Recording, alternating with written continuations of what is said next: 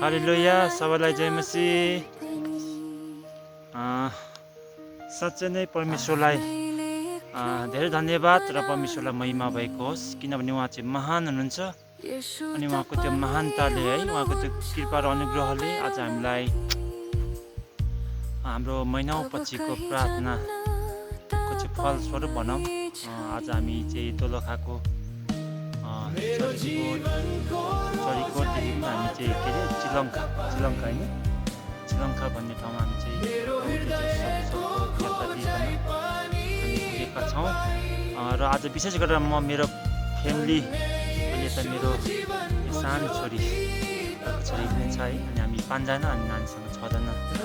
यसरी यो डाँडामा है टाढा हामीले यहाँदेखि तल चाहिँ गहिरो छ अलिकति है, यहाँ तलतिर चाहिँ बस्तीहरू छ अनि प्रभुसँग हामीले प्रार्थना गरेका छौँ र विशेष आज यो भिडियो बनाउनुको कारण चाहिँ हाम्रो धेरै महिना पछिको प्रार्थना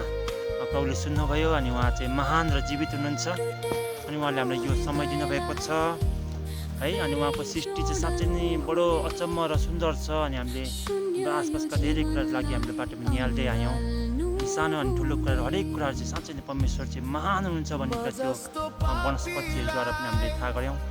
अनि तपाईँहरूको माझमा अनि यो एउटा सानो आशिष भनौँ है, यसरी बाँड्ने यो एउटा अवसर पनि हो भन्छु म। प्रभुले साँच्चै दिनुभएको छ, प्रभुलाई साँच्चै नै महिमा भएको होस् है। म तपाईँहरूलाई म यताबाट क्यामेरा घुमाएर तपाईँले यहाँको दृश्यहरू कोसिस गर्नेछु।